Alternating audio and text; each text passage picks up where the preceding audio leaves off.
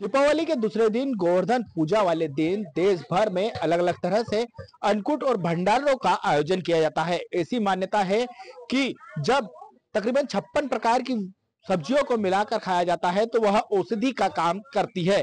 तो इस समय हम ऐसे ही एक मंदिर पर मौजूद है जो तकरीबन काफी पौराणिक है, काफी प्राचीन है। और यहाँ पर आपको जो तपेले और कढ़ाई दिख रही है, यह प्रदेश की सबसे बड़ी कढ़ाई और तपेले बताए जा रहे हैं। और इनके माध्यम से, इन कढ़ाई और तपेलों के माध्यम से यहाँ पर भंडारे की तैयारी की जा रही है। आप देख सकते हो किस तरह से यहाँ पर भंडारे की तैयारी की जा रही है। जिस समय हम खड़े हैं इंदौर के पचकुइया रोड पर मौजूद दास हनुमान मंदिर पर। दास हनुमान मंदिर काफी बरसों पुराना है।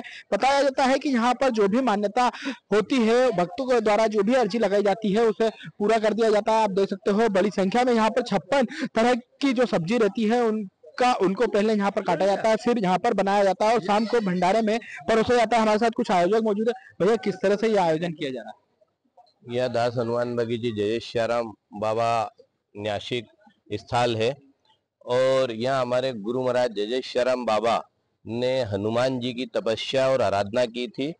हनुमान जी ने स्वयं प्रकट होकर उन्हें आशीर्वाद दिया था और उसी स्वरूप आज इस स्थान पे बाबा के सहयोग और भक्तों द्वारा उसी समय से यह व्यवस्थाएं की जाती है। और हमारे गुरु महाराज जयेश्वराम बाबा ने ही यह अन्नकूट महोत्सव चालू करा था।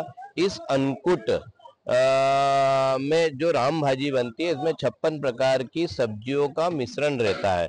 यह औषधि का रूप लेती है। आप देख रहे हैं कि यह छोटी छोटी भट्टियों में सब्जियां बन रही है और ये जो तपेले और कड़ाव से एक बड़े तपेले में जाएगी और उसमें घुटाई होगी। इस सब्जी को उस कड़ाव में चलाने के लिए कम से कम 8 से 10 लोग लगते हैं, जब जाकर वो उसका पलटता है। इतना भारी पलटा और कड़ाव रहता है।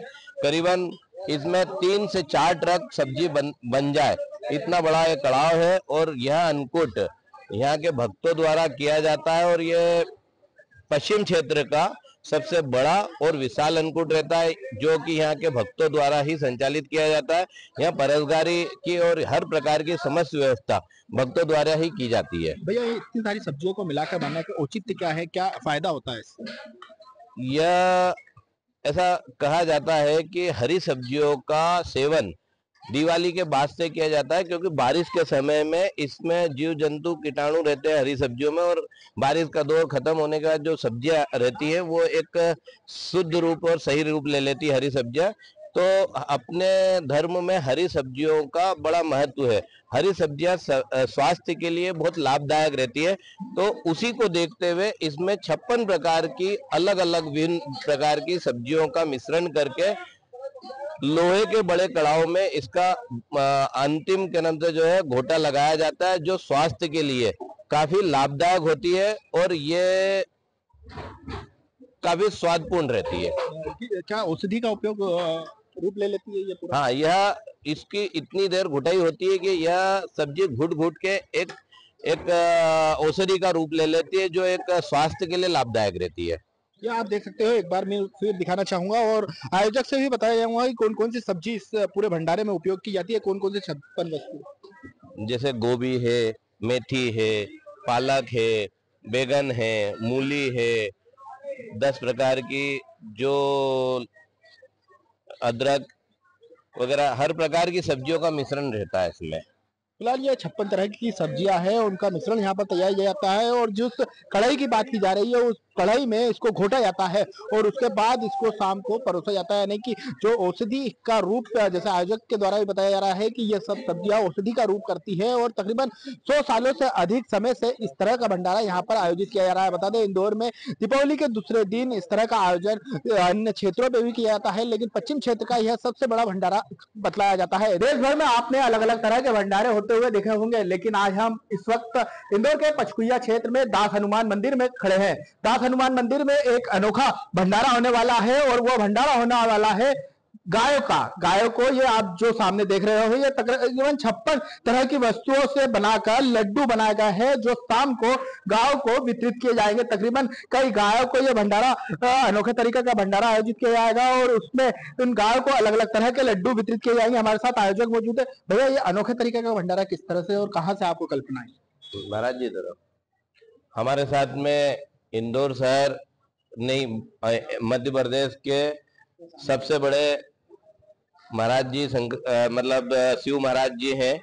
आप इंदौर शहर में नहीं, पूरे मध्य प्रदेश और हिंदुस्तान में सबसे बड़ी टीम आपके पास है और जितने भी बड़े आयोजन रहते हैं वो शिव महाराज जी के द्वारा किए जाते हैं। आज हमारे महाराज जी को जब हमने यहाँ भंडारे के लिए आमंत्रित किया कि आप हमारे भंडारे की रसोई बनाइए, तो महाराज जी ने हमको सजेस्ट किया कि अपन सबके लिए तो प्रसादी बनाएंगे, गौ माता के लिए भी अपन 56 भोग की प्रसादी बनाएंगे और गौ माता को भी 56 प्रकार का भोग लगाया जाएगा। तो हमारे प्रेरणा स्रोत तो सर्वप्रथम शिव महाराज जी है।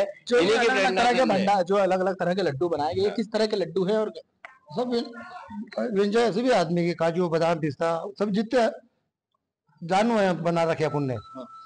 मतलब अनाज बोलते ना, अनाज, हाँ, अन्न जितने भी प्रकार के भगवान को भोग लगते हैं, जिसमें हर प्रकार का ड्राई फ्रूट आ जाता, हर प्रकार का मीठा आ जाता, हर प्रकार की औषधि आ जाती है, वो सब जो भगवान को चढ़ाई जाती है वो सब हमने गौ माता के लिए हमारे शिव महाराज जी ने बनाया और ये सब शुद्ध गुड़ में इस मिलाकर इसका प्रसाद बनाया गया। ये जो अलग अनोखे तरीके का भंडारा है गायों का, इसमें कितनी गायों को ये सब अन्न खिलाया? हमारे इस देव स्थान पे करीबन 61 गाय है।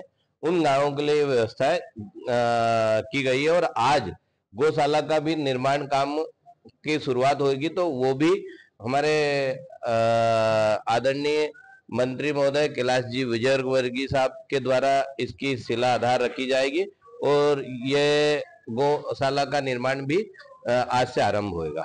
यह आपने सुना कि किस तरह से पहली बार देश में या विश्व में पहली बार गायों के लिए भंडारे का आयोजन किया जा रहा है और गायों को जो सामग्री वितरित की जाएगी, जो भंडारा करवाया जा रहा है, उसमें अलग अलग ड्राई फ्रूट व अलग अलग मिष्ठानों का प्रयोग किया गया है।